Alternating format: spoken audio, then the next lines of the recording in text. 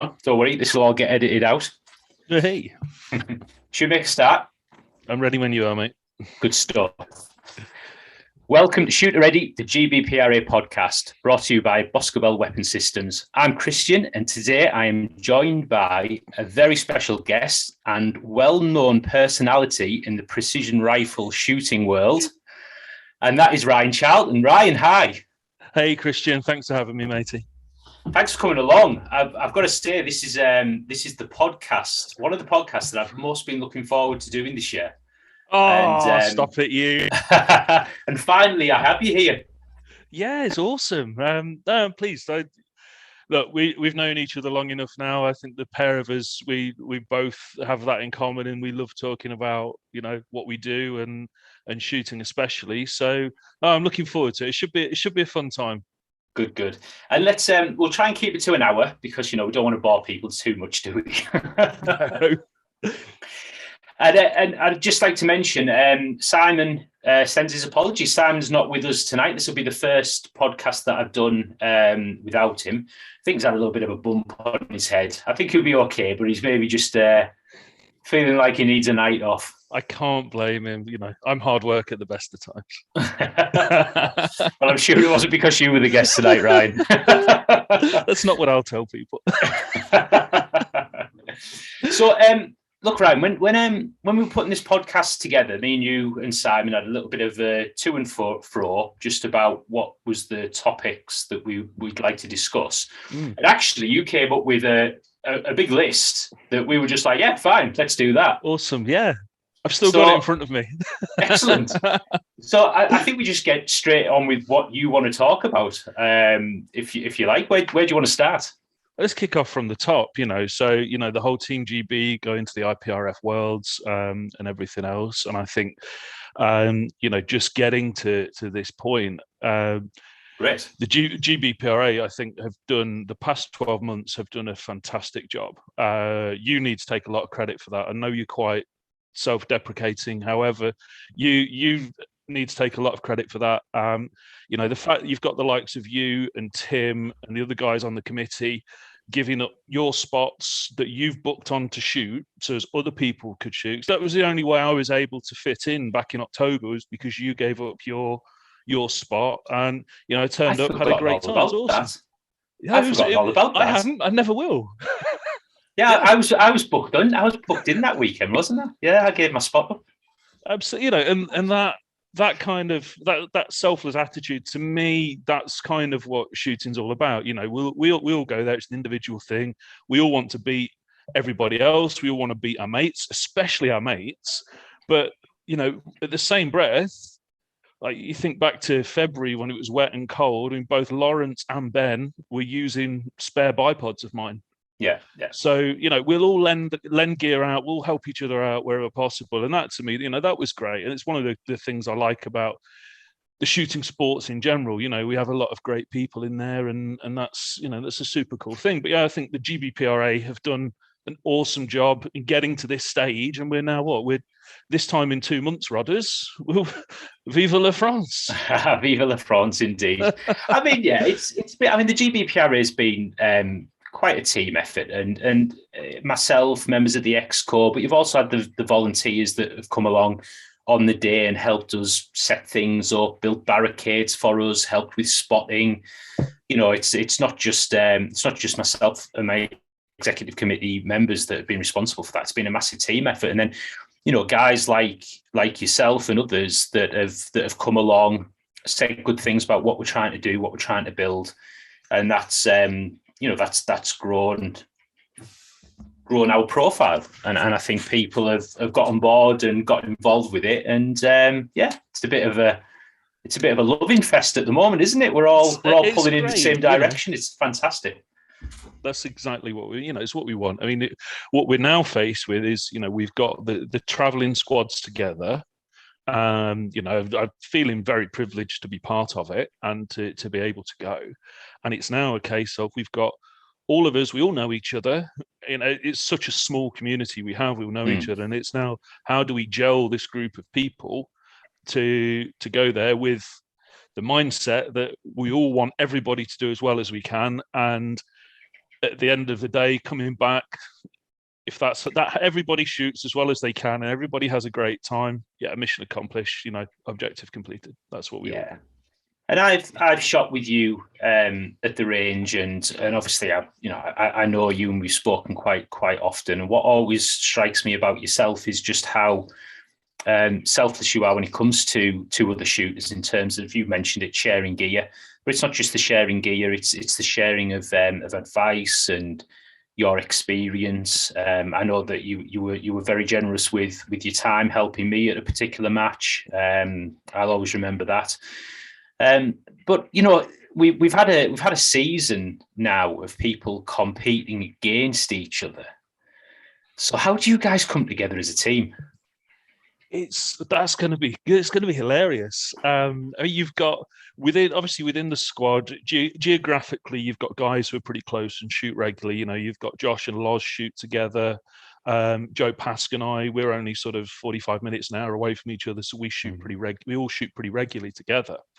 I think the main objective is going to be, when we're all in the same place, and it's getting that mentality of, which was against everybody else now, guys. That's the reality of it. The Americans are sending a strong team. The Scandinavians are going to be strong. The South Africans look awesome. So, we've got to. If I can, personally, if I can do anything to support anybody else on the squad, I'll do it. And that's the attitude we need everybody to have.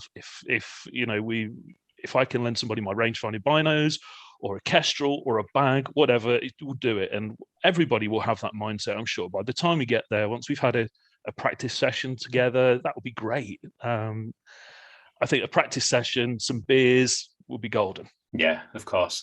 So do you want to tell us a little bit about your journey towards qualification? Yeah, so it was literally the October one. It was quite a last minute thing. Like we discussed, I was only able to shoot because you kindly gave your place up.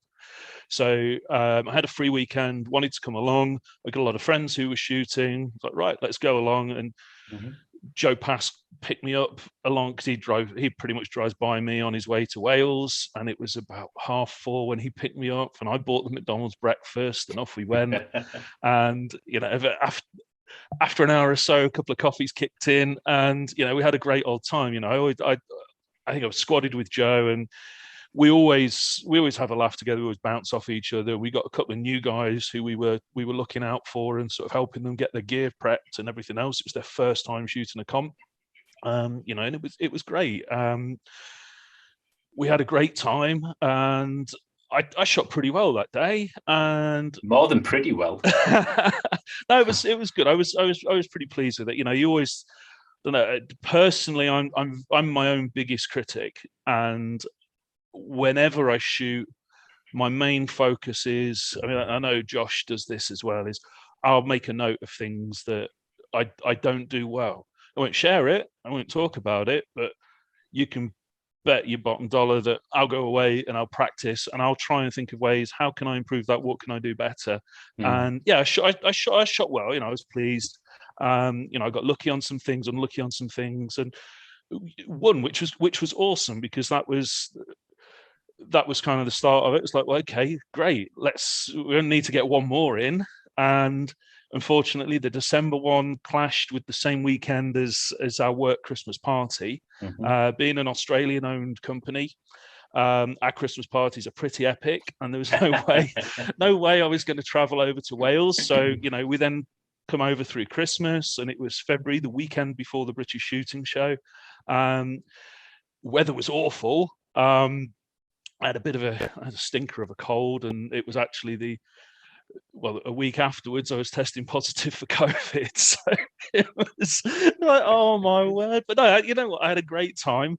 I think I saved a chocolate bar for you and a chocolate bar for Tim, because you were running your asses off, putting a good day on, and we sort of went into the Shackleton hut at Orion, and poor old Tim looked like he got the weight of the world on his shoulders. Like, Tim, I've saved your chocolate bar. I remember that. It was much appreciated by you. Yeah, he needed that at the time. But come on, Ryan, you've being very humble now. So just for the benefit of our listeners, for anybody who hasn't seen the IPRF qualification leaderboard for the Great Britain team, that first match that you shot with us, I think it was our fourth competition overall, or maybe our third qualifier. Your result that day, that match, was actually the highest scoring individual match score of any competitor through all of the 6 qualifications. Yeah. Oh, that's cool. Excellent. So you've got very cool. So as we know, just looking at the leaderboard, you actually qualified 7th overall, but 4th in open division, and 6 shooters go forward in open division. But on the day, for one individual match, your score beat everybody. No, but there was only Joe Pask who just missed out on bettering that score on his final match, I think it was. Okay. But yeah, you hold that accolade. Oh, that's cool. Well, I'm sure if Paskey had beaten it, I'd have known that. But no, that's really cool. Pleased for that. I'm pretty open. I practice a lot. I'm super lucky. Working within the industry, it's not frowned upon for me to go to work with a rifle. So most days at work, I've got a rifle under my desk. I'm either going out shooting foxes or going for a plink. And we have a sort of work car park rimfire crew. I just love shooting and I enjoy it. So I spend a lot of time at it. And because I enjoy it, because I want to try and master the skill set, I do think, well, what can I do better? How can I improve this? And I'll work. I'm not the best natural shooter by any stretch, but I'm probably one of the hardest workers, I think. I see like one of the topics we'll discuss at some point will be female shooting. I see Andrea, my wife, shooting, and you shot with her as well. And very good shot.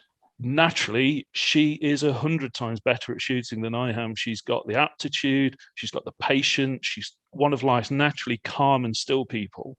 And everything that I have to really, really work at just comes so easily to her. And I think 12 to 18 months' time, now she's getting regular trigger time, I think it'd be more a case of she will be the lead shooter in our house and she'll be deciding what shoot she wants to go to. I'll be backing her every step of the way because she will achieve much greater things than I ever could when it comes to shooting. I genuinely believe that. Well, let's hold that thought for now, because I'd like to talk about ladies in sport later on, as I know that you do, because it was you put that on the list. So let's have a chat about that later. But yeah, I've obviously shot with Andrea, and cracking shot. Yeah, really, really, really good. So anyway, yeah, we'll hold that thought. So yeah, so you shot 2 of our 6 qualification matches. That was enough for you to qualify. So looking forward to the Worlds. Oh yeah, I can't wait. I'm kind of lucky in that my very, very first precision rifle match was in the US. So I've shot abroad a couple of times now, and I think it's brilliant. I love meeting people. I love shooting with the guys here, and we've got the same regular guys. But you know what? There's something awesome about rocking up to a new squad, people you've never met. And especially when there's going to be people with from different countries speaking different languages, that's going to be awesome. And I just think that is, for me, if you're not enjoying it, it's why bother? Why do we spend all this time and all this money in doing it? And I think that is going to be the best part of it, is going to be shooting with people from different parts of the world, different cultures, different languages, different kit. I love seeing people's guns. Like, different people's guns are amazing. And I just love the things that people do, and we'll see some cool stuff. I mean, the over in France last week before, they had the King of 2 Miles, and some of the gear that they were using there, that was awesome. Yeah, some super cool things that I saw. So I'm really pumped to see what cool gear we see. If you like stuff, and men tend to like stuff, then shooting is the sport for you, isn't it? There's no, I don't think there's any other sport that's like it for kit and gear and innovation, and it's maybe Formula One. It's cool. There's so much thing, and it's jolly accessible, and it's, again, being in the industry, the gear is something I still, crikey, I've been doing this job for nearly 10 years now. And I still get excited when I see new cool gear. Every time something new comes in, it's like Christmas for me. It's like, what's this? It's a bit of a labour of love, your job, isn't it? Yeah, you know what? I don't think I'd work anywhere else. I love working in the industry. I've done, like discussion we had before. Worked in finance, in banking, worked in the energy markets, and I definitely think I found my niche. Worked for a great company, representing great kit with great people. I go to work with a smile on my face, and most days come home with a smile on my face. So what's not to like? And recently promoted to European office. Yeah, so I got a more grown-up job now, which is a huge learning curve for me. So I'm covering export sales now for Highland Outdoors and Highland Outdoors Europe. Well, let's get the plug in. Get the plug in. Yeah, absolutely. Well, let's just hope it doesn't take you away from shooting. All the practice that you're going to need for the Worlds. Well, this is it. I mean, the practice for the Worlds, it's taken a small hit. You can probably see. I was going to ask how the finger was. Yeah, so again, we've got great people at work, and we're very lucky that we've got a lot of space around us in a rural location. So we've got the perfect place to play football and rugby after work. I managed to get through all last year. There was not an injury at all between any of us who were playing football. The very first time this year, I managed to. It was diagnosed as a broken finger, sort of here, and a ruptured tendon. So I'm in this splint until 2 weeks before the Worlds. Oh wow, that does sound nasty. And it's fingers sort of droop like that, because the tendon won't hold itself up. So I'm working around it. I've spent the past couple of weeks sort of trying to figure out how can I still shoot precision rifle safely and to a standard that I want, and not upset the recovery period for my busted up finger. So I think I've got it. We've got next weekend. There's a PRS match, and we've got a few matches in the run up to the World. So I think I can try and find a solution. But yeah, I've taken to running a bag on an Arca plate underneath my rifle, which means that I can have the weight of the rifle because you felt it. It's a heavy thing. It weighs sort of 21, 22 pounds, and have that in my left hand and just let my right hand do a little bit of steering, and hopefully we'll be okay. But the thing that's been the biggest pain about this has been how long it takes to do things now. Just decapping and trying to get to seat bullets. I've made up the past week 500 rounds of ammo for Andrew and I to shoot at the PRFs, and that will probably cover her for the Gardeners CIS match in July as well. And trying to seat bullets in a press when you can't move your finger out of the way, it's just been hilarious. So you try doing that with your left hand. Yeah. And it's everything. I'm having to do everything backwards, and everything's slow and frustrating. But I think we'll get there. All we can do is go and do as well as we can. Yeah, well, of course, yeah. But that's fascinating. So because you've broken your finger, what you're having to do now is you're having to adjust how you shoot. It's not your trigger finger, but it obviously affects your movement and being able to manipulate gear. So one of the things you're adapting now is to run a bag on a rider rather than a separate bag. Yeah. So is that working out okay?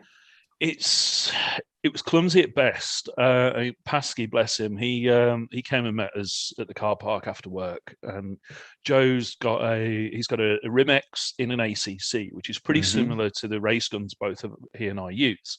Yeah. And we wanted to try it with the rimfire because I could get some reps in easily, and also rather than use my rifle, if anything happened and I needed to go get to hospital quickly, or Joe can have his rifle, he can't have my rifle. It's like, let's go try it, see what happens. I'm a week in. If I damage it more, then it's not the end of the world. We've still got another 2.5 months until the Worlds. Let's see what goes on. And I was clumsy, very, very clumsy. And I've learned some bits and bobs about how to position the bag. So where we'd normally have a barricade bag with the points down, wouldn't we? Mm-hmm. So that's great. But when you're holding a rifle up, the fill runs to the back of the bag, which means that the rifle's not as steady as it should be. So switching that so as the bag's on its side, which means it's easier to keep the fill in the points. I mean, I'm lucky I've got big shovel hands. So that little things like that we've learned. And someone I've been watching a lot shoot, and I think she's awesome anyway, is Alison Zane. And she uses, literally, I'm using the same setup as Alison Zane. So she's proven it works. I just need to figure out how to do it. So watching how Alison moves around, and she's very, very good when it comes to multiple positions and getting through things in a calm manner. I think one thing I will have to do is sort of try and curb my natural instinct to rattle off shots as fast as I can. I can't rely on being able to move quickly and, rely on being able to muscle that big rifle around. So everything's have to be smooth, deliberate and fluid, which I think might be a good thing, Andrew and I were out because we just had the Jubilee bank holiday. Andrew and I went out on the Thursday and we shot the Riflecraft Challenge. And actually I was pretty pleased with how I shot that. And it was, even against the clock, wasn't as fast as normal, but if my time management's better and I'm making better shots, then this could be a blessing in disguise. Who knows? I'm obviously not in the same league as you guys as a precision rifle competitor, but I do consider myself a little bit of a student of the sport, and I like to listen to a lot of other podcasts. There's not just Shoot Ready, the GBPRA podcast out there, folks. There's lots of others. I'd recommend Chris Way's podcast and a few others. And something Chris Way talks about a lot, obviously, of Chris Way of the Craft Rifle Challenge. He talks a lot about familiarity with your gear, training with your gear, becoming proficient with your gear. And one of the worst things you can do is try and go into a match or into a stage with kit that you haven't previously practiced until you're proficient with it. And it's interesting to hear how you're now having to put the reps in to get proficient, understand how to use that kit that's different to how the kit you'd normally use. But quite interesting what you said at the end there about, well, actually, could this be a blessing in disguise? Because maybe I'm going to transition onto something now, forced to transition onto something that might actually support my shooting overall going forward. That's quite fascinating. It's pretty cool. The one thing that I don't get, and Joe, if you ever see me shoot, when you see me shoot a game, you'll notice every time I put a bag on something, I'll pat it. And just subconsciously pat it to settle it.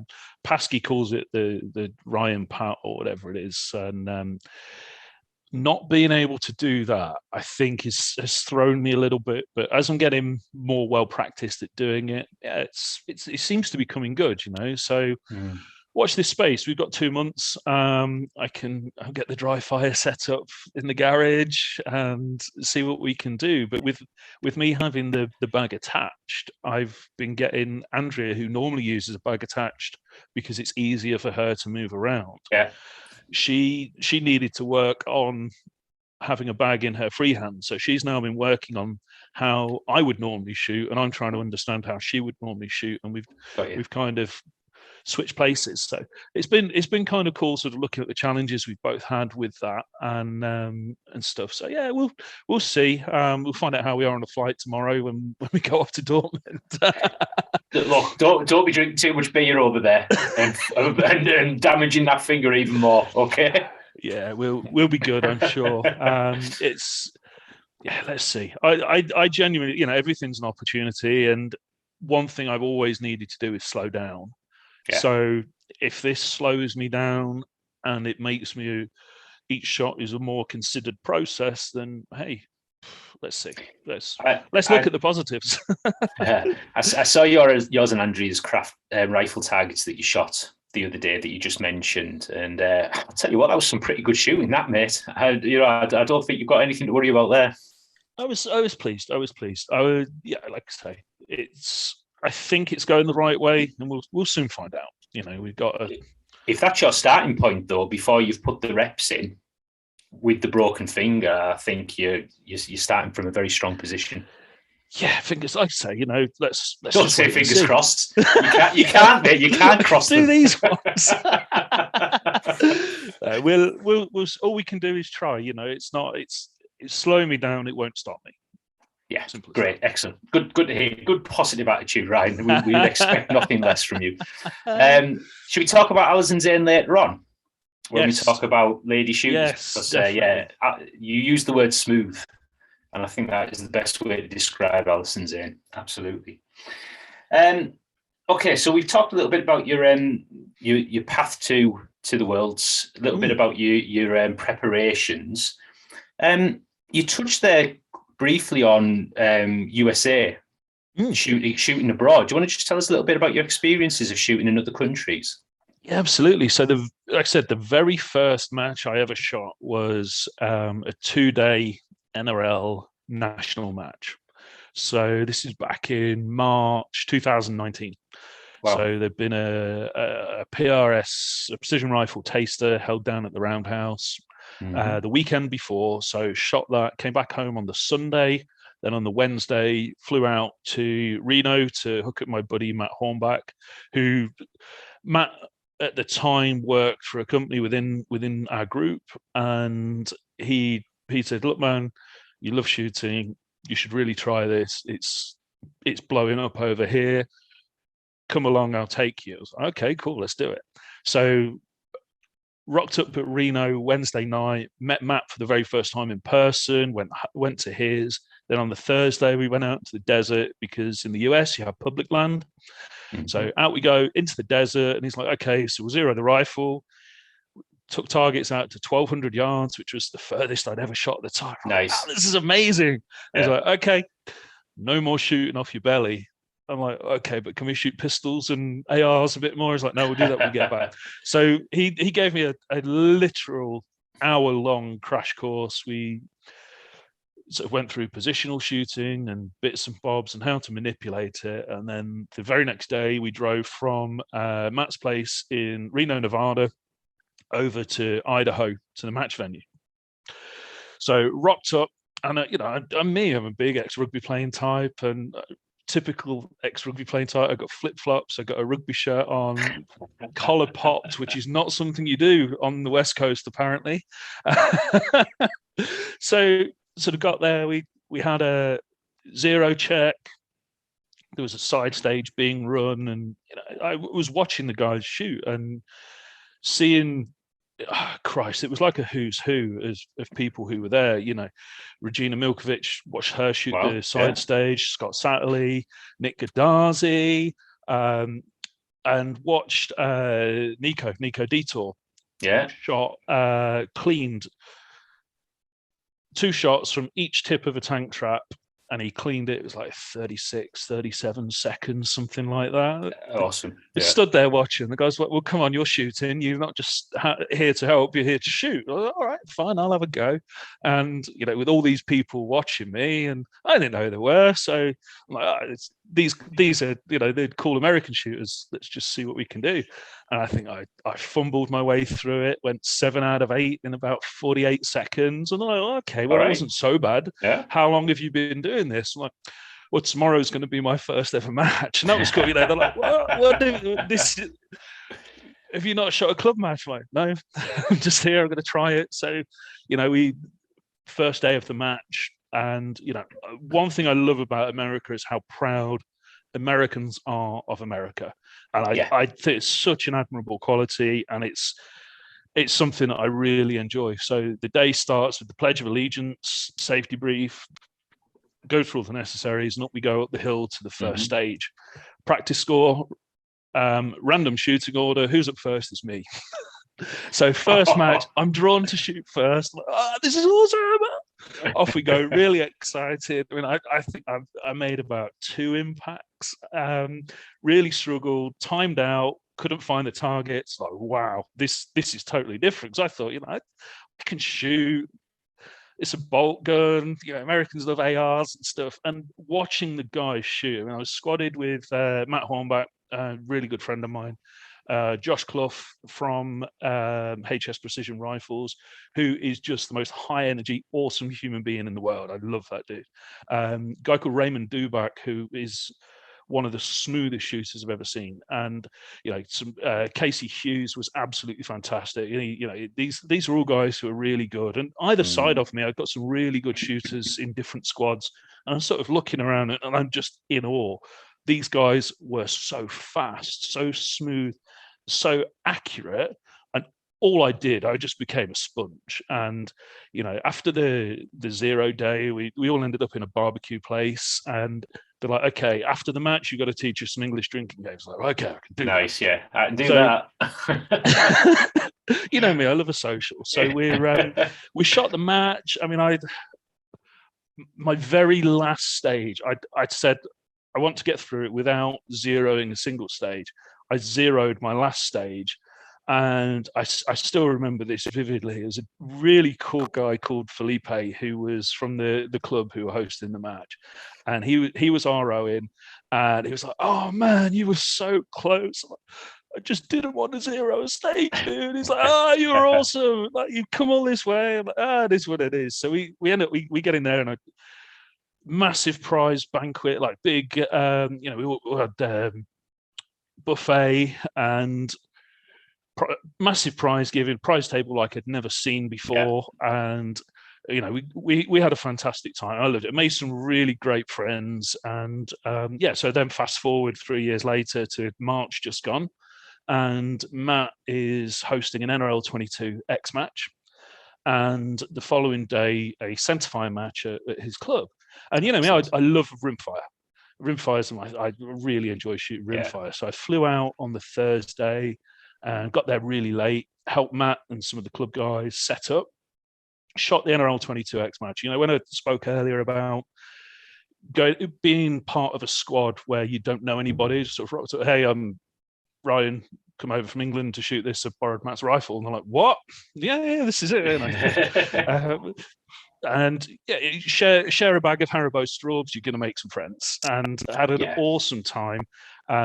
We, again, had the awards, the cheers and jeers were done in a sports bar just up the road. And one thing, it's Reno, it's in Nevada, right? So everybody loves to gamble. So there was a side stage, there was a stage with 2 spinners set up, and everybody put money. You choose how much money you put in. Matt's wife, bless her, she put $20 in for me, which was $20 she wasted. And she, the guy who won this, so I'd never shot a spinner before up to this point, and you had to spin the first spinner. You got 5 points. Then you span the second spinner, you got another 5 points for a maximum of 10. Any rounds, and you had to, let me rewind. So you had to press start on the timer, spin the spinners, then press stop on the timer. Any rounds you had remaining in your mag after that, you got bonus time for. So the guy who won it, he was in my squad, and he 2 shots to spin the first one, hit it right on the bottom edge. Nice, it, goes on to the next one. Same again. Stops the time, and it was like something crazy. It was like 34 seconds. So he's got 6 rounds left from his 10-round mag, right? So he's just cleaned that stage for a recorded time of 4 seconds. Wow. And he won like $400 for that. Wow, that's cool. And that was awesome. So that was great. Watching guys. So I was squadded with a couple of locals, a couple of people from out of town. People had driven 10, 12 hours to come and shoot this match. It was awesome. Squadded with a local guy and his daughter. And you know what one thing, like the gun culture and shooting cultures around the world, totally different. And watching the amount of junior young shooters just take to it and get stuck in, and shooting's a great leveler. It's one sport, and I got my ass kicked by a girl of 12 years old who was, borrowed her dad's voodoo, and it was like trying to keep it going because the sun was up and we're in the middle of the desert, and sharing strawberries and chocolate. It was just a whale of a time. So that was super cool. And there was a centre fire match the following day. Again, you got some of the best shooters in the US. Matt Hornback is still the best rifle shooter I've ever shot with. The dude's a robot. He is something else. And I was squadded with Matt, squadded with some guys from NorCal, the NorCal club in North California, and from Avenal Tactical as well. And you watch these guys; they're all super smooth and so nice with it. We're all stood there on glass and watching. What do you think? Was he about 0.2, 0.3 off? What do you reckon? And everybody was just out and helping each other. But the second day, I kind of pulled it together. For me, it was I had a bad stage and a mediocre stage, but everything else went really well in the centre fire match. I travelled with my rifle.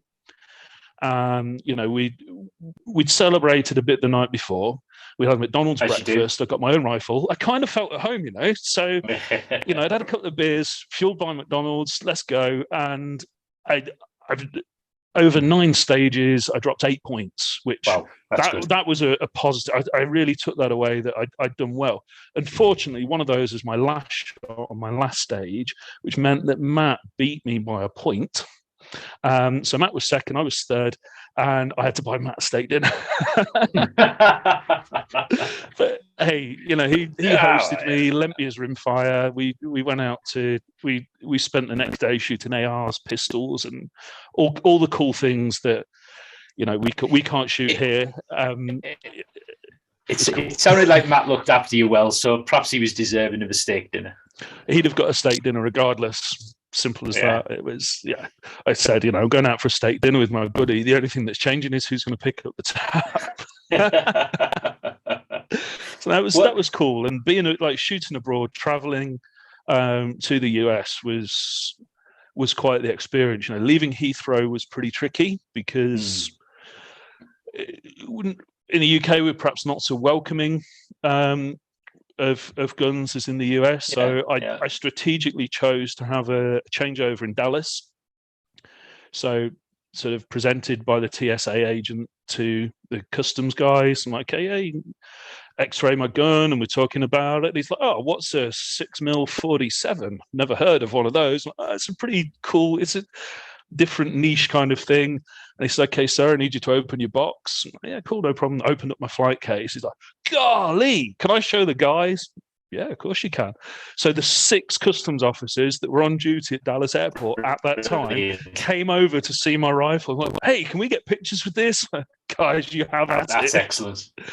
So what I thought was going to be a long, drawn-out journey took me 30 minutes, 45 minutes to get through customs. I budgeted 6 hours for the changeover. Yeah. So I just amused myself in Dallas Airport for the next 5 hours. That's brilliant. And I guess it's, your experience of traveling abroad to shoot and some of the other guys on the Great Britain team that have been traveling abroad to shoot recently and quite recently over in Bitch in France. We'll be drawn on your experience to help the team, with the logistics, with making sure that everything runs to plan and runs smoothly. Because crossing borders with a firearm is never the easiest thing to do, I hear. No, I mean, we're pretty lucky it's in Europe. We're lucky we've got Jack Crawford on the squad, who's French passport holder, travels backwards and forwards from France. So Jack knows the drills, knows the process. We've actually got quite a wealth of international shooting experience within the squad. Loz Barnes has shot a lot of shotguns all around the world. So is Benny Mack for Great Britain. Yeah. You've got Daddy Mack as well, who's one of the top CSR competitors. They're both regularly traveling across borders with their rifles. So I think we'll do okay on that front. I mean, the key thing for me going away, and it won't be such an issue in France, was the time difference. And I struggle to sleep whenever I travel. So going away and being 8 hours behind was a big, I'd be waking up like, it's 2 a.m. Yeah. And because it was such a short trip, this most recent one, that was the kicker. I think, if ever I go to the States and I want to do well at a match, I'll fly out the weekend before, get a local match in, and then have a week to acclimatize, get used to the time difference before the match I want to do well in. I think that would be something different I would do if I really wanted to go and do as well as I could. Yeah. I guess it's not just the legalities of the travelling as well, the regulations and so on about going across borders. It's as you say, it's those sorts of insights about just how to look after yourself, how to look after your gear, how to look after your kit. Do I put my rifle in a soft bag or a hard case? And it's all that sort of stuff that I guess some of our less experienced shooters on the team, or less experienced shooters in respect to travelling abroad with a firearm, where I guess I bet they'll have a million questions. Yeah, with that, I mean, we've got got such a great squad, and I think we're already starting to see the offers of lending kit, the offers of advice. You just got to look. You've got Timo and Benny Mac there in America at the moment, shooting at Pig River and in the PRS, having a great time from the messages I've had back and forth with them today. So I think that side of it will be great. Lawrence has made some amazing points. You can tell he's done this a lot because, he's already thinking it's like, right, guys, food, water, and I'm thinking, well, it's France, it's August. We're going to want sunscreen and sunglasses am I going to take? And, right, will I pack enough factor 30 for everybody? And Lawrence, well, make sure we have food. Let's make sure everybody's well hydrated, well looked after. And it's like, yeah, okay, this is good. With harbouring and growing that team mentality, which is awesome. Yeah, it's fantastic. It was great listening to your stories, your recollections of your time in America. When I was first getting interested in the sport, it was through YouTube. It was through watching videos, mostly of NRL. So I'm quite familiar with a lot of those names that you've mentioned there, and also watching Scandinavian shooters on their YouTube channels as well. And I think that's one of the reasons why when I joined the GBPRA, I wanted to get involved on the media side of things, because I understood the power of that social media and the YouTube and getting that message out to people who might not be familiar with the sport, because I do honestly believe as a shooting discipline, it's one of the best ones out there. So it's awesome. Yeah, I mean, if there's anybody listening, just look at the fun we have. If there's anybody listening who doesn't know anything about precision rifle, just trust me and Ryan. It's awesome. Just get involved. It's brilliant. That's probably my biggest piece of advice to anybody on the fence, anybody considering it, is just jump in. There's a lot of differing viewpoints, but the best way to learn something is to do it. And I've never met a more supportive group of people. I mean, we had the NRL 22 at Silverstone, which is only an hour or so down the road from me in Leicestershire.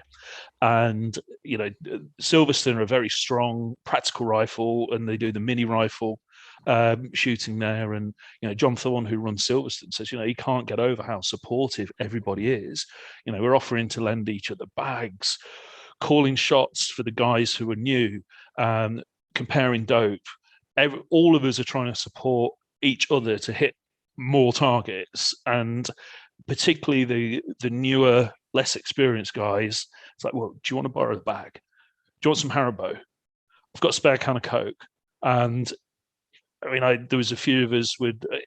If I'm going for a day shooting, I want value for money. I want to be there for a whole day. So at Silverstone, the format is you shoot AM session and PM session. Well, I'm out for a day shooting. If I'm shooting AM session, I'm going to stay. I'm going to spot for the guys doing it. It was really cool because Andy C, who product of the GBPRA Spotters Academy, he's at every shoot.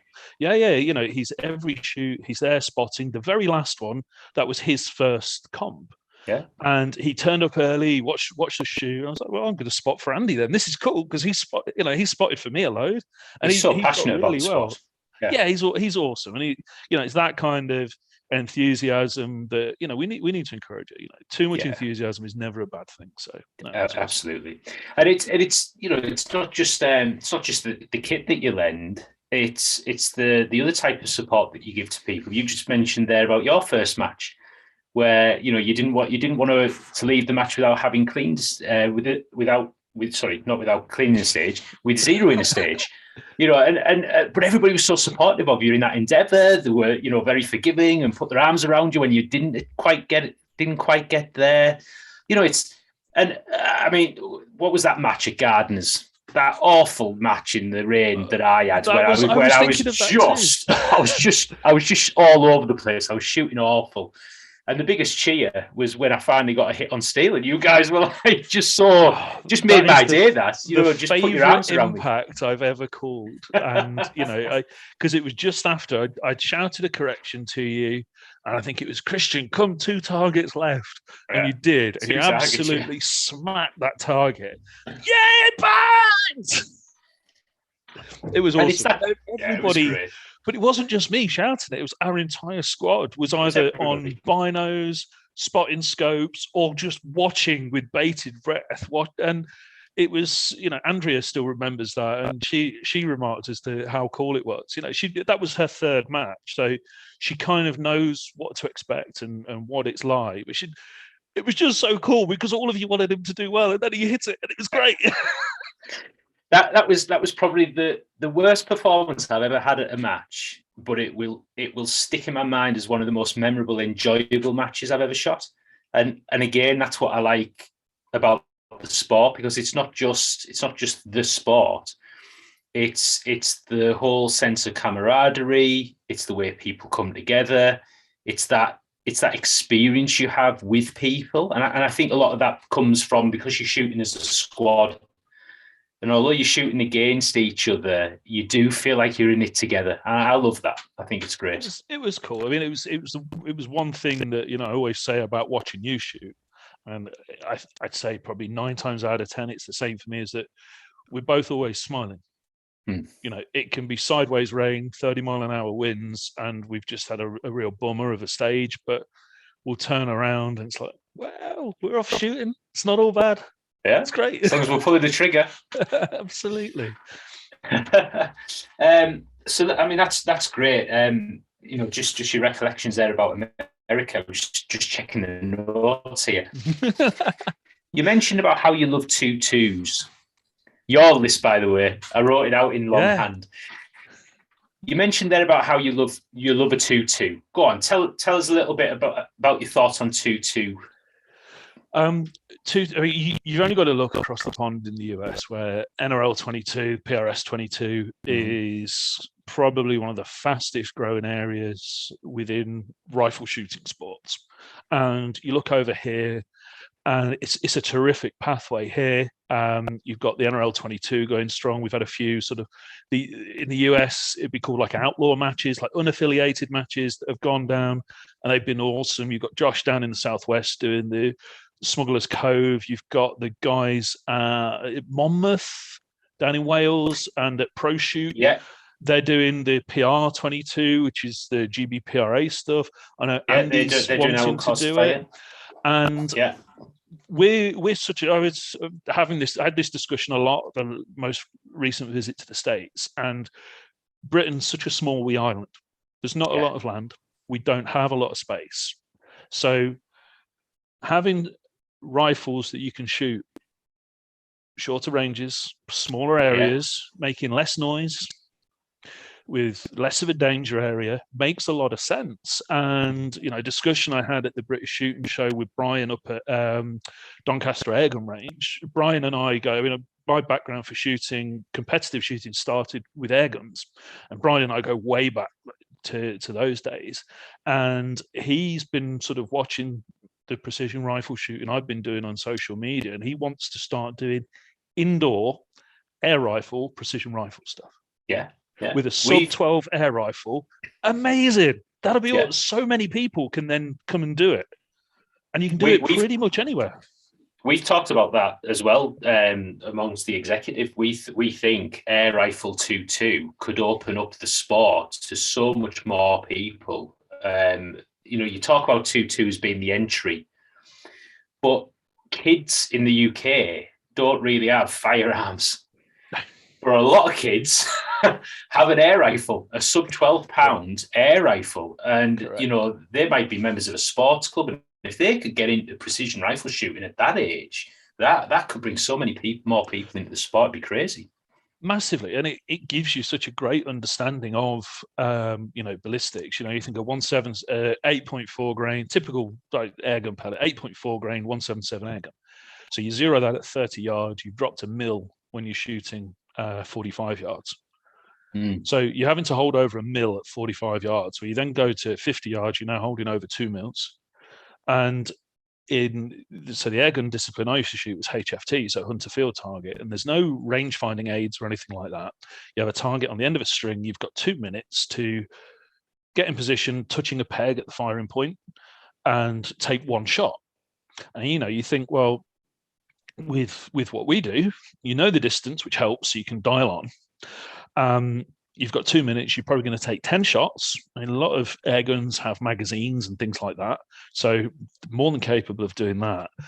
And it's a bit more fast paced, a bit more exciting. You've still got the improvised positions, but you're shooting more shots, which is awesome because you're shooting more. Yeah. And that's a great progression for it. But, you think like the HFT world, during the winter in 25, 30 mile an hour wind, you'll be holding 2 foot of wind to hit a 40 millimeter disc at 45 yards. And it's like, well, that's, it's difficult to do. And, those guys, there's some excellent air rifle shooters who maybe don't want to go down the firearms. Because obviously in the UK, owning a firearm is a privilege. It's not a right. So there's massive waiting times for firearm certificate. Is that a way to scoop up new active participants? Yeah, I think it probably is, and it's definitely something that I'm keen to see improve, and I'm looking forward to going up to Doncaster to Brian's when he gets this off the ground, and help those guys and get it set up. I've got, within half an hour's drive, I've got 3 really active air rifle clubs, and hey, if I can get practice that's going to support my 2.2 shooting, my full bore shooting, then awesome. But yeah, we've gone way off topic. But yeah, I mean, anything that's going to help with that, and indoors. So Brian's place is an old mill, it's an old factory. So it doesn't matter what the weather's doing. It can be snowing, thunder, lightning, whatever. If you can drive up the M1 to Doncaster, you can go shoot. Or down it. So let me tell you, I've got a BSA Ultra 10-shot PCP air rifle, bolt action. Obviously, I think it'd be perfect for precision rifle with an air rifle. So once that's off the ground, give us a yell, and we'll shoot an air rifle match together. I would like that. Awesome. I'd love it. Yeah. Or even if you.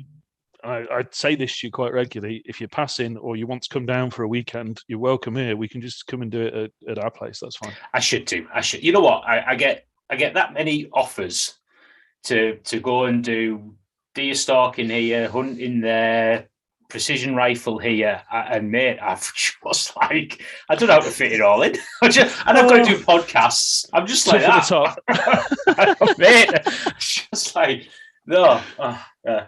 It'd be cool, and I think that would be as a pathway to get stuck here. I think that's going to be awesome for us. But yeah, I mean, just coming back to your original question about 2.2s, and if I've said it all along, if I could just keep one of my rifles, it would be my 2.2 LR. It's the same rifle I've had forever.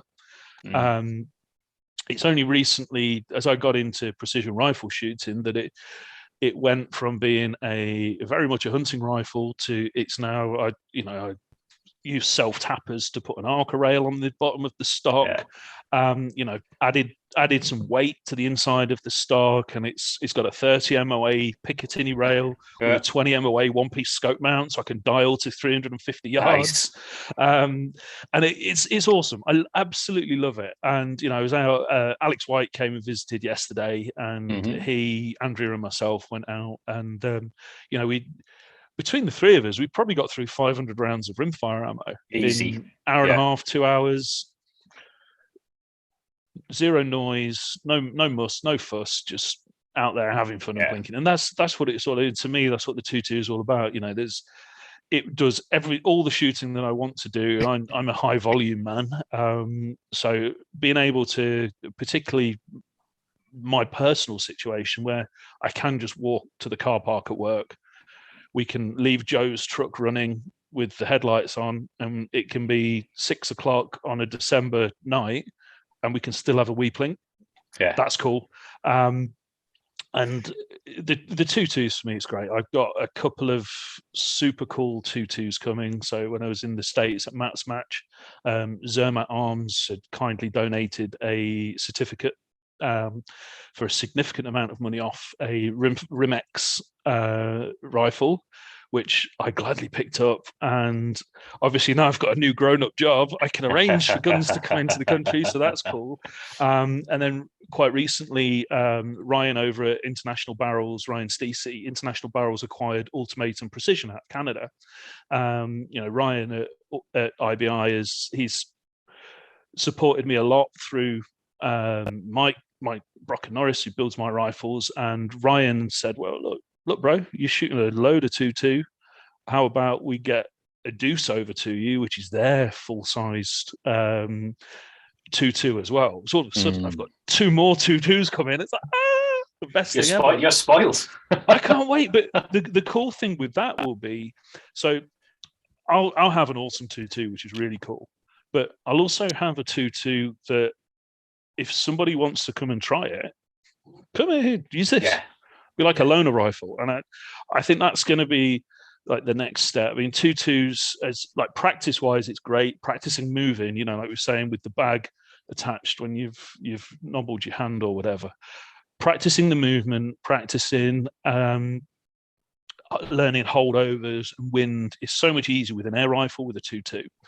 And it's only going to help. More trigger time can only help. I mean, my Lithgow 2-2 is totally different to my race rifle, which is in, you know, MDT chassis and weighs as much as 2 children, but it's great. It helps me move, helps me acquire targets quickly, and it's a super cool thing. So it's going to be a great thing. Yeah, and I agree with you there about the 2-2. I mean, as you know, I like going out on the rabbits. I like doing precision rifle 2-2. I like to go up to Gardeners and shoot their matches up there, the little Send It series. And for me, it happened when actually COVID happened and we went into lockdown, because I transitioned from being office based to working from home. And as soon as I started working from home, I saw the opportunities. Obviously, when we weren't in a lockdown, I saw the opportunity then to use my commuting time to go shooting. So I go rabbit hunting on a morning. I do a little bit of practice with the 2-2. And I think if I could only have one rifle, if I didn't have my 2-2, I wouldn't do nowhere near as much shooting as I do. The 2-2 is just so accessible. It gives you all those options, and it gives you the chance to shoot really to the maximum. I like the Rimexes. As you know, I am a bit of a Bergara fan. I'm a little bit of a Bergara fanboy. I haven't, no. So I've actually got my B14 out there, which does me for competitions and does me for rabbits. But no, I do appreciate a good 2-2, and all the 2-2s that you've mentioned there, I've shot all of them. I'd add Voodoo to that list, and the cracking rifles. There's something just nice about a quality 2-2, isn't there? There is. I mean, the Deuce is the one that's got my excitement the most, because obviously most of us will use barrel tuners on the end of a 2-2, so you tune the rifle to your ammo. And the Deuce takes that one step further, and it has a barrel nut system. So it actually allows you to adjust the headspace on the rifle to suit the ammunition. Ooh. The magazine's slightly more adjustable as well. And from what I've seen, those things are so slick and so smooth. Nice. So I'm super excited. For me, that's going to be it's going to be like Christmas. You know, I can't wait to get my hands on that thing and just go to town because, I shoot with Joe regularly, as I've said, and he's got a rimfire and a chassis. Andrea, my wife, well, she's now got a rimfire in a MDT XRS. It's almost like a chassis. I'm still with my Sporter stock. I mean, that rifle's brilliant. If I could drop that in a chassis tomorrow, I would, and it would only improve the experience. But having a rifle in a chassis that's planted, well balanced, only helps, and it only improves the experience for the type of shooting that we're doing and the type of shooting that I want to do with it. So, yeah, being able to do that, it's got me going. look at you smiling and grinning there. Can't wait. I really can't. I mean, that's great, it's going to be cool. So the guys in Canada, because obviously Canada, much like North America, they have a lot of open spaces, and they push rimfires to it. And speaking with those guys, so standard 2.2 LR is a 1 in 16 twist, right?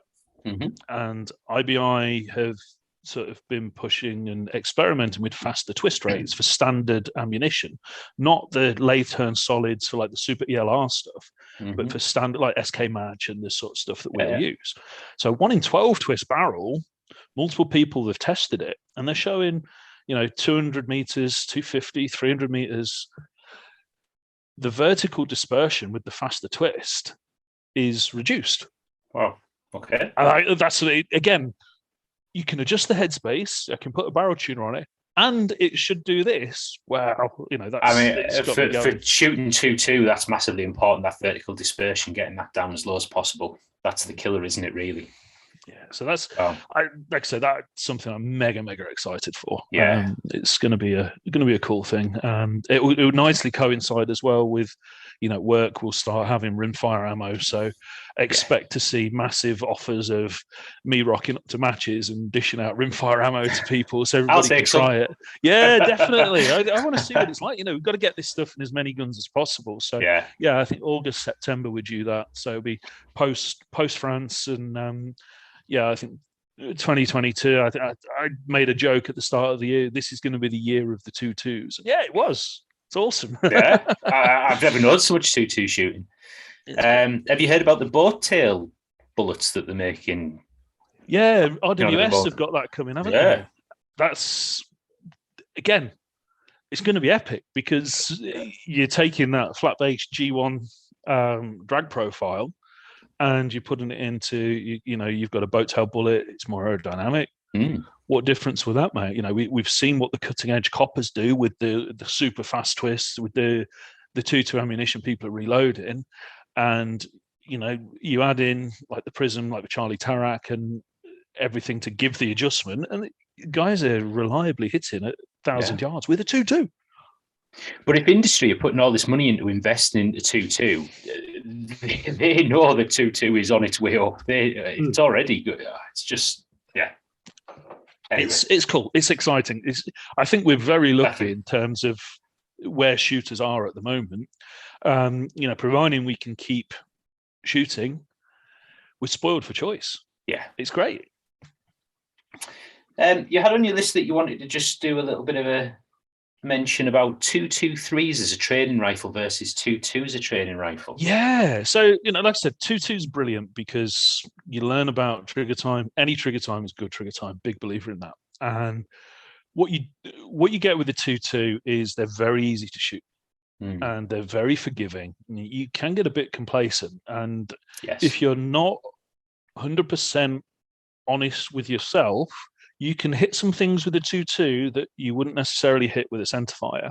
Yeah. And also, with the 2.2, I know we spoke about how great it is. You can shoot it at short range, but when you come to sort of pushing the ranges out, well, you kind of limit it because it doesn't translate as a practice gun to anything else. So a couple of years ago, I had a 2.23 practice rifle built. It's identical to my race gun. Same chassis, just a different color. And that thing has been brilliant. So heavy for caliber 2.23. You're only using 25 grains of powder. Bullets are cheaper. Barrels last longer. I mean, I swapped my last 2.23 barrel out. It done well in excess of 5,500 shots. I didn't really keep track of it. It had just ran and ran and ran, and shooting heavy bullets. So shooting 85 grain Nosler RDF, and it's doing high 2,800 feet per second. That's a bullet with a good BC, same BC as like a 30 cal 175 SMK, for example. Nice. It's a good bullet. So it's a great 400-yard bullet. It's a great 800-yard bullet. It dings a little bit quieter at those longer distances, but it works. And that was one thing with 308 and 223 versus a 6mm or a 6.5.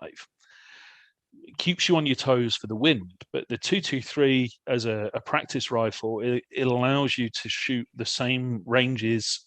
You go to a club match like up at Gardeners at the CIS and shoot with a 223. You're not putting 100-odd rounds down your match rifle to go shoot. And let's face it, particularly since moving to a 6mm, barrel life now getting shorter. Yeah, shorter and shorter. It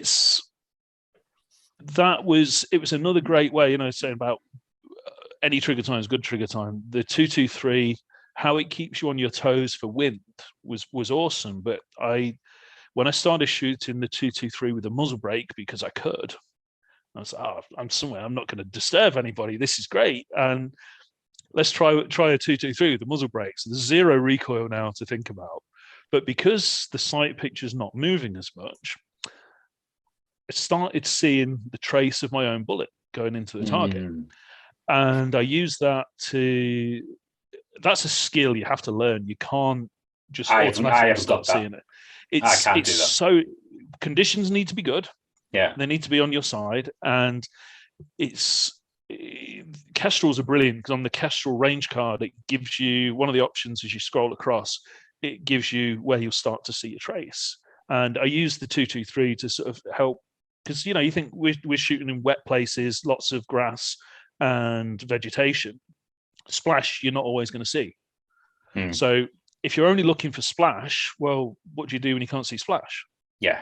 Well, actually, if you can pick up a little bit of trace, and spotting helps a lot with it. Watching other people's shots, you'll see the bullets going in, and if you're seeing your own trace, every now and then you'll catch a glimpse. Well, that's extra information it's giving you as a shooter, and it was something I used to try and learn. The 223 helped me learn to sort of spot my own shots going in, and it was a great way to practice at the same distances. I go down to the RMPRA shoots, and I put 200 rounds through my 223.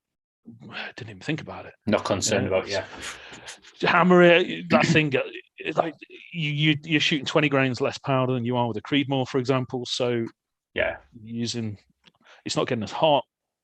It's not costing as much. You just want to shoot more and more and more. And the more you do it, the more proficient you become, and the more it translates. And you have to keep an eye on the wind to do that. And that only translates to making more hits with your more forgiving cartridges. Yeah. And of course, the big advantage a 2.2 has is no recoil. Mm-hmm. And that's why you can form some bad habits shooting a 2.2 because you don't have to manage recoil.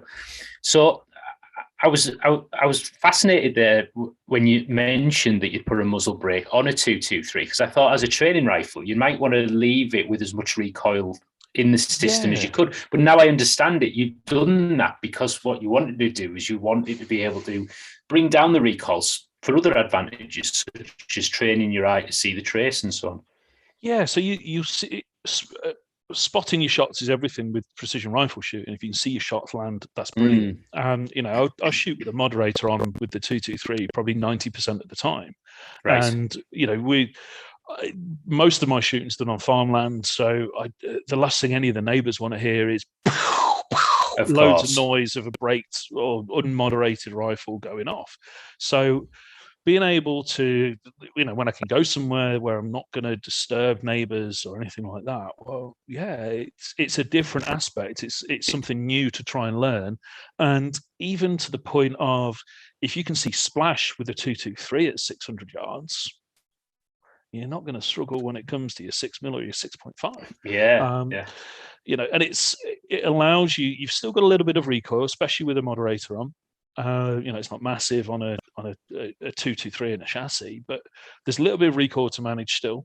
You've still got to steer it like you would. And I think that crosses over, that translates more onto your race gun stuff, having a duplicate 223. I mean, I offered your son at the next CIS round, if he wants to shoot thank that, you. I'll be bringing the 223 up, and I'll put a muzzle brake on it, and he can have a go on a full race gun 223. And I think it'll surprise us all as to how well and how quickly he starts connecting with that thing, because it's not all right, it's outgunned, but it's not massively outgunned, if it's mimicking a 308. Yeah, if it's mimicking a 308 ballistically, or it's not delivering as much energy into the sand or onto the plate, so the spotters have to be, bob on. But, gardeners, the spotters know what they're looking for. They've all watched those targets before. So, yeah, I know. I think it'd be a cool thing. I mean, I'd love to do it, but I'll be... So after the next PRS shoot, I'm pulling the barrel on my 6mm so as I can put a fresh one on and have a new barrel to go into France, because the last thing I want to do is get to France and my barrel be on its last leg. So in the middle of a match, swap it. Yeah. So we've put all this time and effort. We're going across to a different country. Let's do that. But I'd love to shoot. I shot one of the Marines matches with my 223 and had a great time with that and did okay with it. So I'd like to shoot more sort of club matches and practice events. I'd love to turn up some of the GBPRA and the Team GB practice things and get a couple of hundred, like 300 rounds for a 223 is nothing, but you start adding up the cost of 300 rounds down a Creedmoor or, a 647, especially now it's taken me twice as long to load the 47 ammo. It's makes you cry sometimes, isn't it? Yeah, let's face it, component shooting, what we do, there's a cost to it, and if we can mitigate that either through getting better value for money from the training, which I think is where the craft challenge comes in great, and shooting paper comes in great, and it's something I need to do more of, or we can mitigate the wear and tear on the race guns, then the 223 comes into its own there, and it's just how can we build that bigger picture of what we want to achieve and go and do as well as we can. Plus, it's also that 223 is amazing for long range crows. Do you know what, mate? You keep saying this and this and this, and I'm thinking there's another 5 podcasts in this. We're running out of time. You've got to stop taking us on to all these different. I've got so many more questions I could ask. We're gonna have to do a follow up. I'm sorry, but that's great. We'll do it. We'll have a good chance to talk when we go over to France. So that'll be great. That'll be great. Yeah. So, I mean, we sort of talked about practice rifles now. We've talked a little bit about kit and gear. I don't know if there's anything else that you wanted to talk about with your precision rifle gear or. Yeah, I mean, look, the gear it's a question. It pops up all the time, and like we touched on, then there's a cost to what we do. Yeah. However, gear isn't everything. Gear will help, and having a chassis rifle is easier. A chassis rifle is easier to shoot than a sporting stock rifle. However, doesn't stop you from competing. You look at Tom Rice, the first match Tom turned up and shot. And Tom absolutely smashed out the park with his Tikka T3X. Paskey turned up with his deer stalking rifle, which is a 6XC, and he shot really well. The gear's great, and a lot of the objections I see to people getting stuck in is, "I haven't got this, I haven't got that." You know what? You don't need it. And if you have a rifle and a couple of hundred rounds of ammo, you can come and play the game, come and shoot, see what it's like. You don't need to go to the expense of investing in a specialist piece of equipment just to take part. If you turn up and enjoy it and love it as much as the rest of us, hey, jump down the rabbit hole, dive deep. It's a hell of a ride. But actually, gear is a barrier to entry. You can go buy a Bergara HMR. You can shoot it. I'm super familiar with the Howers. I mean, you've got Bergara, Hauer, Tikka, Remington have all got chassis rifles that will do everything, or adjustable rifles in 6.5 Creedmoor, which, if you're starting out, is the perfect caliber at all around about the £1,000 mark and below. And you know what? If you want to turn up and shoot it, turn up and shoot it. Nobody's going to ridicule you. Nobody's going to laugh at your gear. Just get stuck in. That's my big thing on gear is, and I'm probably guilty of it myself, because I always aspire to. I love kit, and I'm terrible at throwing money at something because it's new and shiny. But I love it. I like to find out. I like to try new things, and you don't need to. It's not necessary. Get what you've got. Be proficient with it. Turn them into, you know, you look at the guys who are shooting a lot, and you've touched on this before, the likes of Tom Rice, Pask, myself, and you with your rabbit shoot. I mean, Joe and I, we're both pretty redneck, and we both of us love fox shooting at night. And when you've got no reference points, you learn how to acquire a target with nothing. So your hips are square at the target. And something I think that helps, and how precision rifle crosses over into hunting and hunting crosses into precision rifle, is target acquisition and finding something quickly, making that first shot count, because none of us want to wound anything.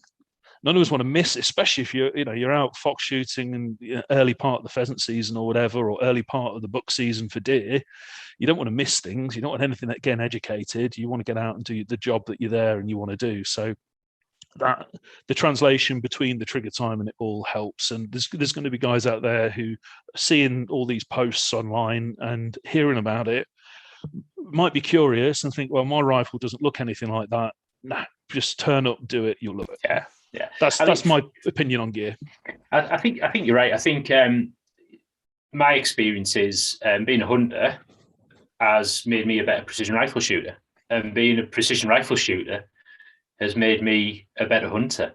I think the two go both ways, and I am in that group of people that doesn't have the chassis race gun with all the weights on and everything. I've got a Bergara HMR, and that's considered a crossover rifle.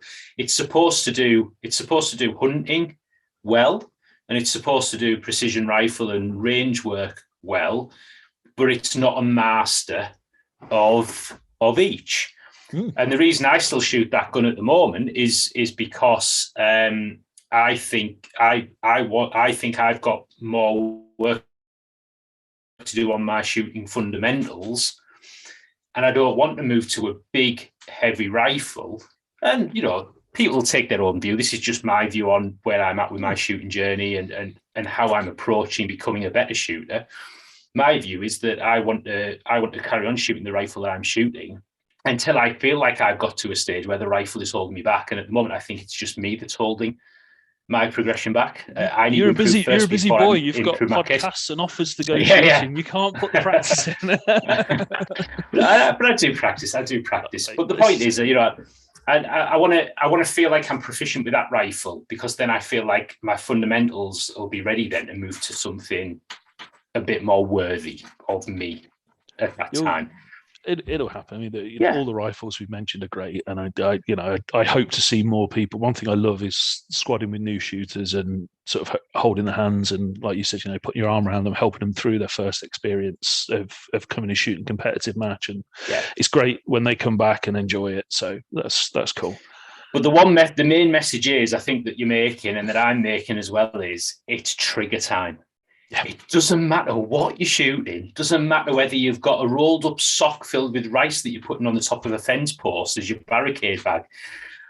It's about putting in the effort, putting in the work, and shooting and experiencing. And if anybody out there is listening to this and thinking, do I want to get involved? It's like, just go and do it.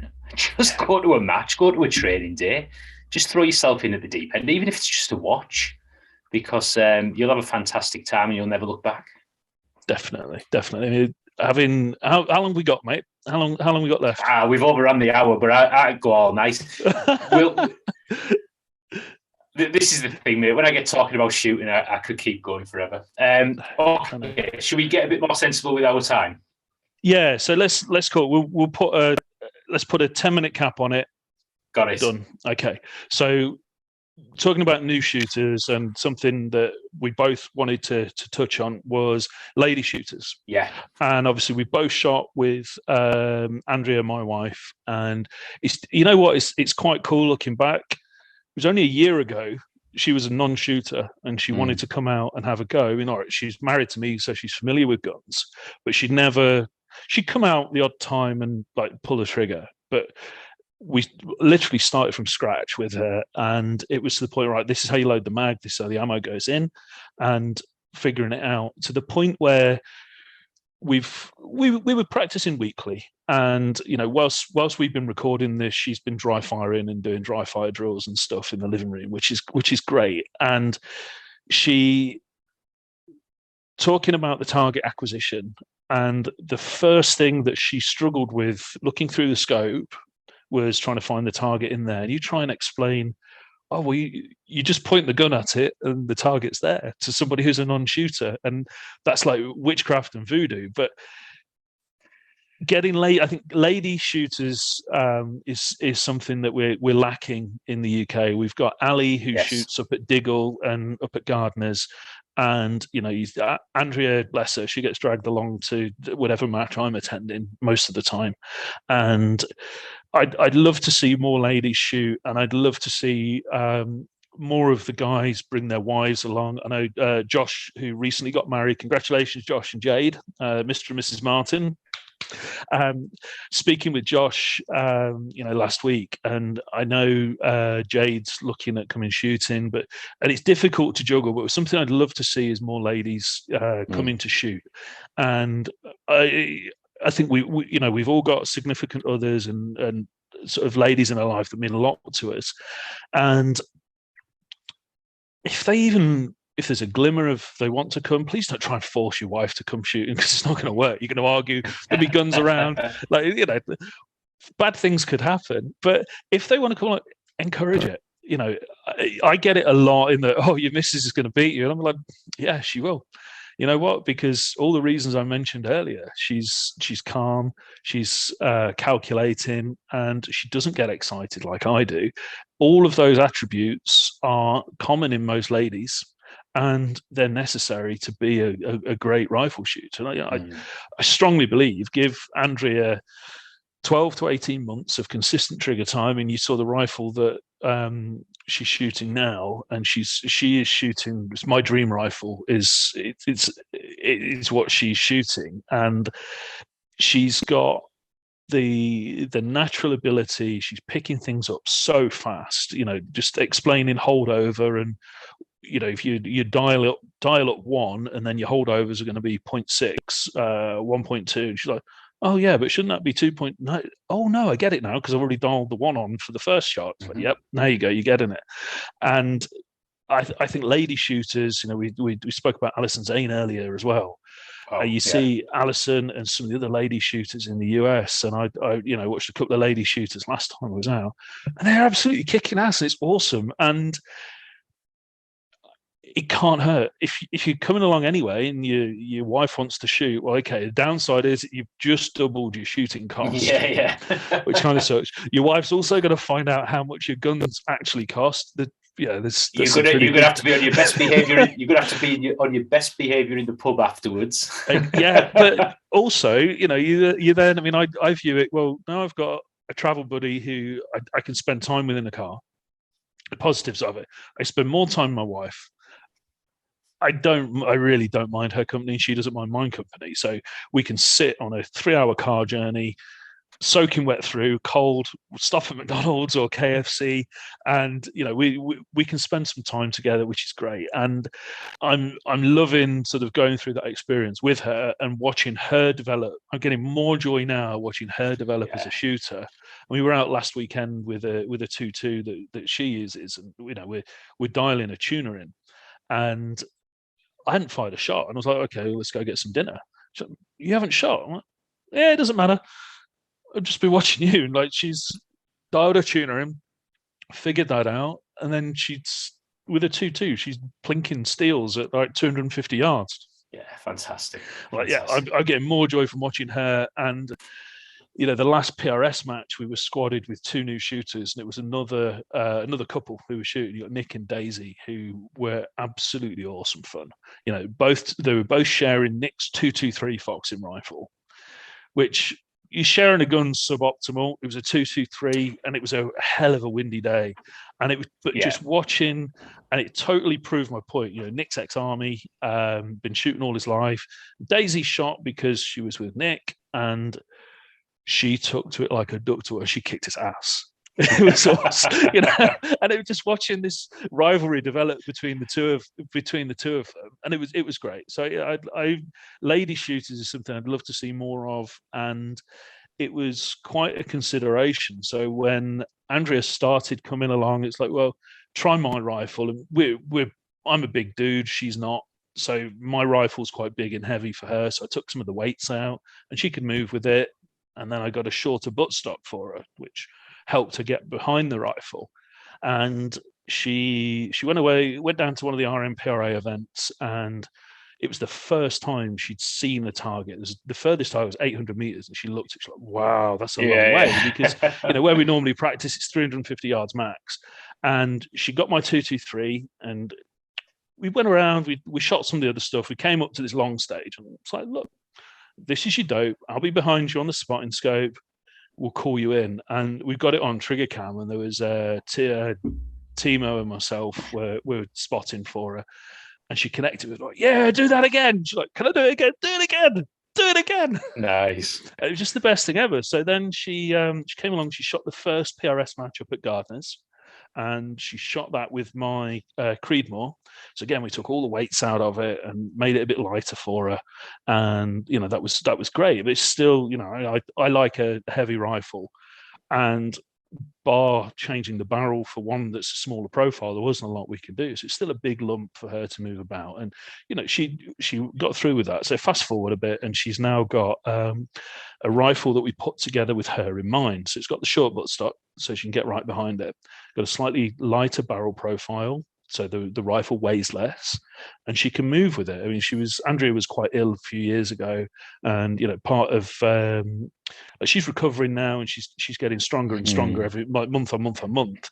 And actually, having a smaller, lighter rifle, she can move it about. But she's now got a hobby that she enjoys, not just because she's spending time with me, but she enjoys it because she's good at it, and she's in total, when she's shooting, she's on a level playing field with everybody.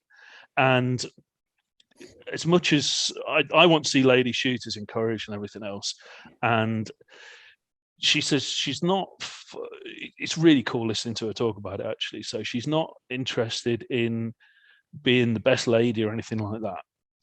She wants to go, and she wants to see how she measures up against the best shooters on that day. And if she's the best shooter on that day, fantastic.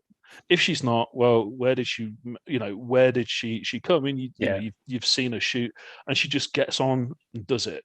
And there was that great moment when we were up at Gardner's, when she's in a squad with you, Tom Rice, Pask, and myself. And we were figuring out, well, can we use the pump pillow for this, or should we use a tripod rear? And she's like, I'm just going to use my bag, and I'm going to sit down cross-legged, and look, I can get down and shoot. And we're trying to get into all these contorted positions. Awesome. She rocked up and put the highest score of the day on that stage. On that stage, like, well, having that sort of, she doesn't know. She's no interest in trying to figure out. She's there purely trying to work on her own skills and how will this suit her. And yeah, that rocked. You know, all the things that we all thought we knew, well, it didn't work because we got our ass kicked by Andrea on a third competition. Yeah, and I mean, what struck me about Andrea when I was shooting with her was just her composure, how she really thought about how she was going to shoot the stage, how she didn't worry too much about the time. And I know that she's working on getting quicker. What she's trying to do right now, I think you were explaining to me, Andrea was explaining to me, is to get the hits, get good, solid hits, move on to the next hit, and the speed will come. But you see already that she's got a smoothness, a fluidity of her movement. People might think about, because it is a bit of a physical sport, but the actual rifle system is a bit of a leveler. But, it's like, well, how can a lady see or reach up to the top of the barricade? well, okay, how are you men going to get down low on the floor and shoot from the bottom part of the barricade? You know, it is in terms of a sport that men and women compete against each other equally. Precision rifle, like other target sports, it is that sort of a sport. And we only need to look across the pond to Alison's Inn, where you've got this, not only a lady shooter, but a junior shooter beating, really seasoned, male shooters. And you watch her shoot, and she's got a big, massive rifle, but she just handles it so well. It's like she's carrying a broomstick. It's great to watch. It's great, and Alison, Regina, Janae, Marchand, all of the great lady shooters that we see across in the US, they're proof. You don't have to be a big, massive dude to take part in this. Just get stuck in, and you were saying, how does a lady like stand on the top get off the top of the barricade? Well, Andrea would just turn around and say, "I'm on my tiptoes." Yeah, exactly. And you get my point. Yeah, we've seen the like pictures and videos, where some of the it used to be quite a thing in the NRL when Janae was shooting a lot still, because she's a tiny wee thing, and she'd just go on a step, or she'd stand on a pump pillow, just find a way and get involved. It's like, but then when it comes to the lowest barricades, and well, look, I'm small. Was it small and bendy? That was how Andrea was described that day. I'll tell you what, I do find ladies are usually more flexible than blokes, and it's true. It's true, and getting in those lower positions, and that was advantageous to her because. You look at Tom Rice and I, we're both massive dudes.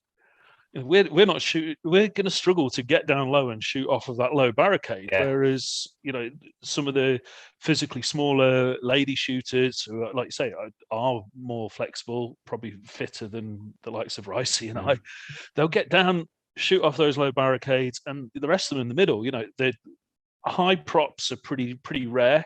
But lower props, we see more low and mid-height props, which suits more people. Mm-hmm. So it's cool. It's awesome to watch, and I genuinely think that ladies make better shooters than men. I've said it. And because, so we spoke about composure and the calmness, and how considered they are. They're massively important qualities, and it's rare you find that with blokes. There's the testosterone factor. Yeah. Every bloke in his own mind is the best shooter and the best driver that he knows.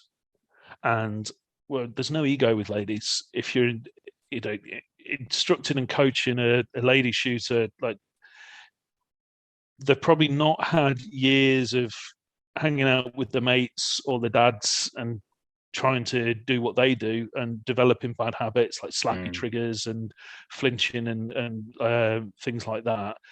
They'll learn the right way, they'll listen, and they'll execute the lessons that they've been given to shoot well. And it's awesome to watch, and just see. I love seeing female shooters get and do their thing. Like, with shooting being that level, it's awesome to watch. Yeah. And with the composure, the calculation, and the calmness that ladies tend to have, it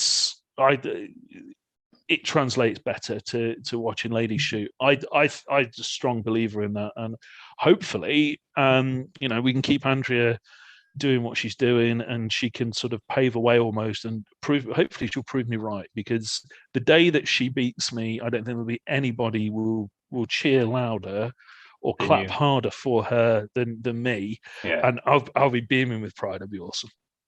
I look forward to that day, as I also look forward to my son doing the same with me one day. That would be fantastic. I'd see that as my greatest achievement if I could, have him, just beat me at everything. I just want him to be more successful than me, beat me at everything. It just make my life complete. I think you're right about what you say about lady shooters. I think precision rifle when you look at it from the outside, you see the physicality, you see the shooting fundamentals, but having shot precision rifle, I think the majority of the game's in your head. And if you haven't got I get very excitable on stages, and when I get very excitable on stages, I start shaking. I forget what I'm doing, and that's and I've seen the top shooters all around the world do exactly the same. But ladies, in my opinion, seem to do it just a little bit less than men. Definitely. One thing I'll say is when that excitement goes for me is when I'll stop. I still get it now going out and shooting foxes. I still get excited after shooting a fox. Yes. Yeah. And you have that little shake and be like, right, on to the next one now. And if that ever goes, I don't know what I'll do, because there's no better feeling. But yeah, I think you're right. It's Andrea and I were trying to figure out what it was. And, one thing she said was she put a lot of trust in me that I wouldn't set her up to fail.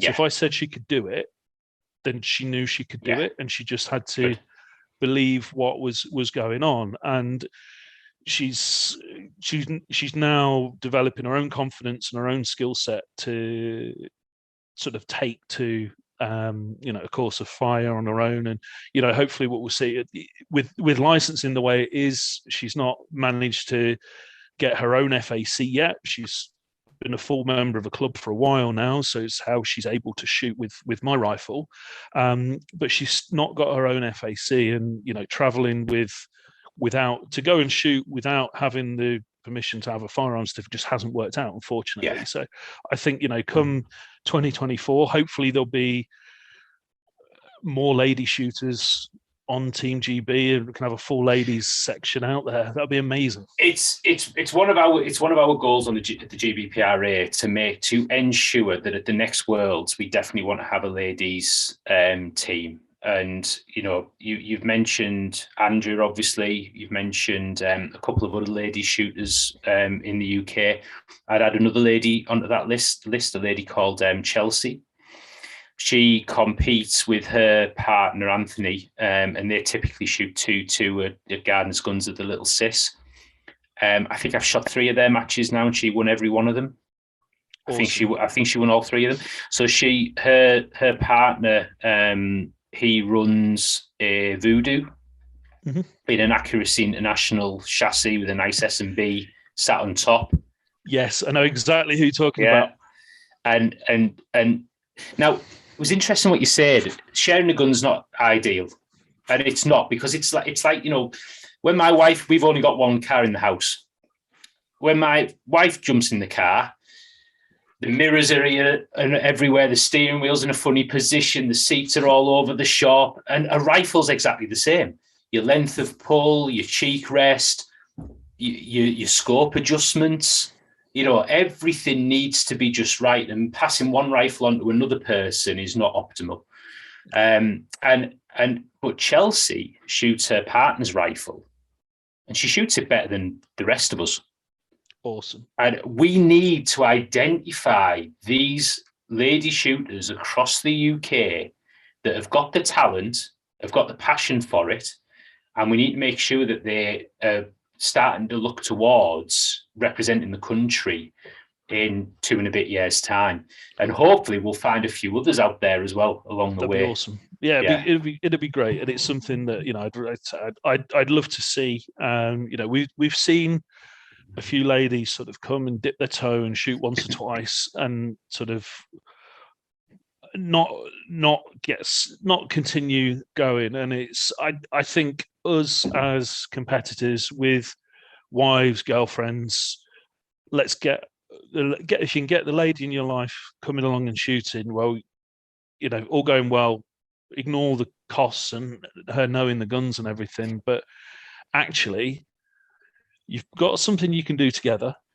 You can spend more time together, which may or may not be a good thing for you, but if you're out doing something you enjoy, even a bad day shooting is better than a good day down at the pub or doing something else. And absolutely, spending time with your wife, girlfriend, whatever is it's important.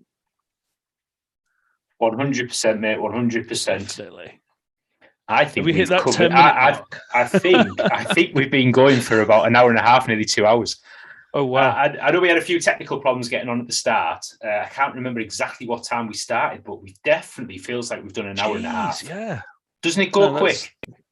Yeah, no, it's been great. I mean, I think we can do some other things. And I know I've got one last thing. I've got a question I'd like to ask you, because I know you and Simon normally have questions for people. So yeah, what I want to do is imagine you're on a road trip to France, maybe in August. I want you to give me your 3 best road trip songs for a road trip to France. Oh, wow. You put me on the spot now. I mean, I love annoying the kids with 10 green bottles. Yep. Whenever we go anywhere, but usually I start off with 100 of them. I'm a big Charlton's fan. So, you know, I'd always like to listen to a bit of the Charlatans. But my good lady is actually from France. She's French. And our first song was an Edith Piaf track at our wedding. So I reckon we might be singing along with a bit of Edith Piaf. Okay. What's your other 2? No, that was it. That's bit it. Charlton's, Okay. bit Charlton's, green bottles, Edith Piaf. Done. Awesome. What about yourself? So Whitey and I had this discussion yesterday, and so I reckoned AC/DC Thunderstruck. Yeah, good one. Good choice. Yeah. Top Gun theme, Danger Zone. Oh, don't! If you've seen this film, don't spoil it for me. I need to go and see it. Okay. We're on safe ground. Yeah, and then my 3rd choice was going to be, this would be a controversial one, this might be a surprise, would be Britney Spears, Give Me More. Oh, okay. I know, all right, mate. Yeah, exactly. I thought, I'm just thinking, bombing along down the motorway in France, and songs to come on a playlist. Actually, what would you have? Yeah.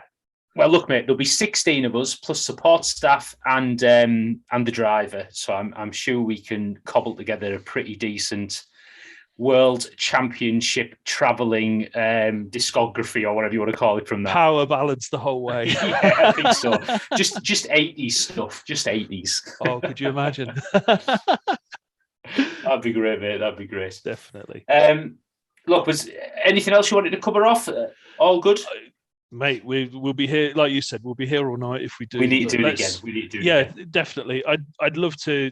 Let's see how we go on, touch base after the Worlds, and see what's gone on with air guns, 2-2s, ladies, and everything else. And hopefully we can. I'd love to get. Gardner's used to do the little sis and the big sis shoots at the same time, which was awesome, because you could shoot 2 rifles. You had to carry 2 rifles, but you could shoot 2 rifles. So it traded off. And yeah, I'd love to come up for a little cis event as well, and see how the 2-2 grows. But ultimately, there's only so many weekends in the year.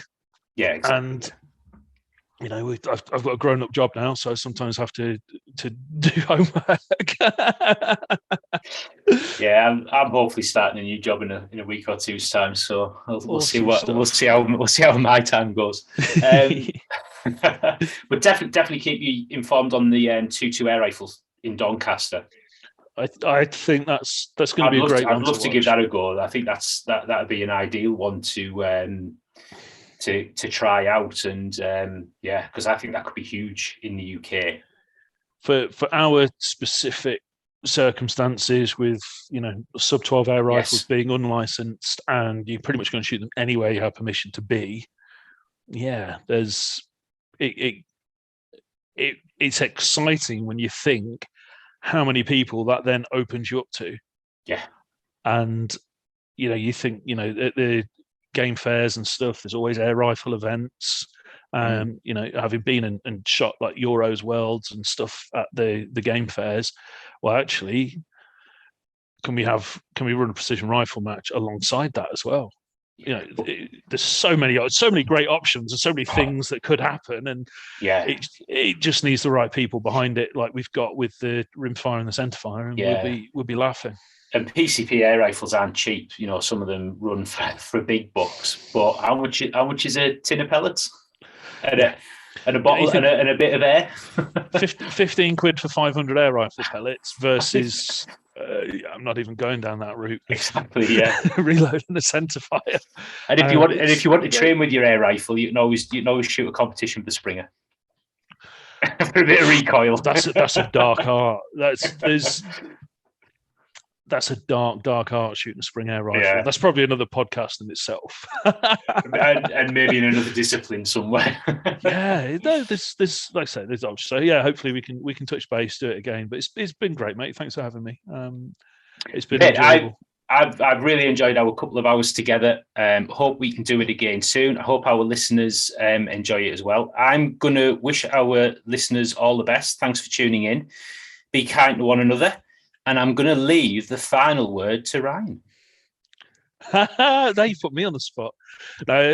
Anybody who's made it this far, thank you for listening. Thank you. I love hanging out with you, Christian, and it's been cool to catch up. But yeah, look, if you're in any way curious about getting involved in precision rifle shooting or anything we do, like we touched on before, the best advice we can give is just turn up to an event with what you've got and do it. If you haven't got it, turn up and spectate. GBPRA have the Spotters Academy. PRS have spectators tickets. You're going to get fed. You get to hang out and see what it's all about. But I think the key thing is step over the threshold and get stuck in. The worst thing that's going to happen is you've spent a day hanging out with a group of shooters. But yeah, definitely just get in. And in the words of Swanee at Swanee's Comp Gear over in the States, like, just have fun and shoot. That's the best thing to do. Watch this man. Every picture you see of him at a shoot, he's got that big cheeky grin on, and it's there. I've seen him on his worst days when he's got the weight of the world on his shoulders running a match, or he's having a nightmare because he's bought the wrong ammo for the rifle, and he's always smiling. So if you can turn up and smile, just make the most of it and do it. What Ryan said. Bye, everybody. Bye.